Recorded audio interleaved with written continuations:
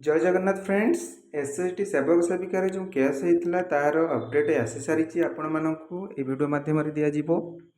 ता सहित SST joining केबे सुधा एक्सपेक्टेड करा सेकेंड मेरिट लिस्ट जेटीएस बाबद आ न्यू एटी रिक्रुटमेंट बाबद जदि आम देखा संपूर्ण इनफॉरमेशन निश्चित भाव भिडटी को शेष पर्यंत देखा अनुरोध। तो निश्चित भाव आसतु देखा कौन अपडेट रही एसएसटी केस। एसएसटी केस जदि आम देखा ये केसटी आपण मानकर 12/5/2024 फाइल होता। तो एथिरे पिटिशनर 17 जन थिले। तो से पोस्ट रही आपण मानकर रिजर्व हो प्रथम कहुला देखुं ये जो आय फाइल आपण मानकर तीन आय फाइल हो सारी 12/5/24/6 आउ 1/7 अर्थात आजिका डेट्रे आपण मानकर आय फाइल होती एवं यार अपडेट मध्य आसी सारी केबे आपण मानकर ड्राफ्ट होती से आपण मैंने अपडेट मध्य वीडियो निश्चित भाव देखा पाइबे। तो आपण मैंने देखिपुंट ये केसटा आपण मानकर सावित्री ओझा अंडर जहाँकि आसी फ्रेश एडमिशन अर्जेंट मैटर जोटा कि 82 सीरियल अच्छी किंतु एटा हूँ आपण मानकर WBPC बाई 15,500 जो केसटा आपण मैंने निजे मध्य चेक करें। State of Odisha Rajesh Kumar Sahu versus state of Odisha यहाँ देखिपुंट Rajesh Kumar Sahu versus state of Odisha. तो Saurabh Das R K Mishra P Panda T Pattnaik तो ये सब एडवोकेट मानकर नेम अच्छी एठारे। तो यहाँ आपण मानकर स्टे जोटा लगी आसंता काली आपण मानकर डेट पड़ुची तो से कौन लिस्टिंग हो सारी आसंता काली पाई। तो आपण मानकर जदि हुए तो काली जदि केस लिस्टिंग पड़ जाए जेहेतु उठीजीव जदि आपण मानकर स्टे तो निश्चित भाव में बहुत भल हम समस्त। तो जदि आम आशा करवा जदि आसंता काली यहाँ स्टे उठी जाऊँगी तो खूब शीघ्र जो मैंने से केस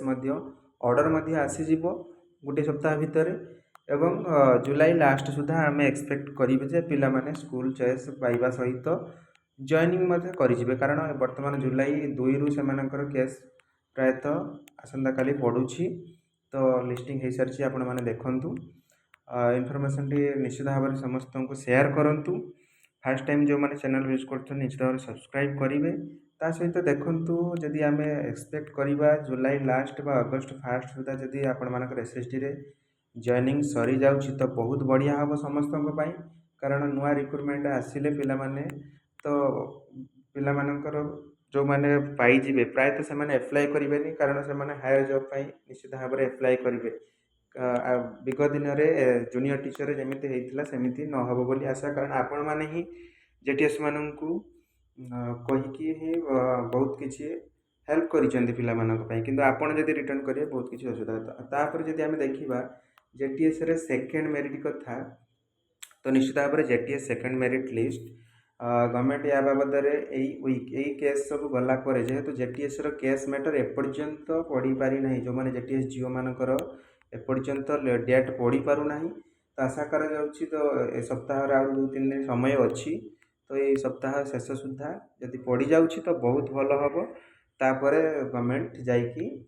जहाँ ऑर्डर आपण मानकर आसूची तो निश्चित भाव में गवर्नमेंट चाहूँगी जे डेटा को चेंज करेब जो मैंने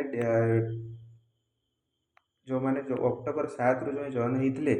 सेबठू रेगुलर न करेगी निश्चित भाव में 2025 जेकोसी गोटे डेट नब जनवरी कि फेब्रुआरी कि मार्च ये गोटे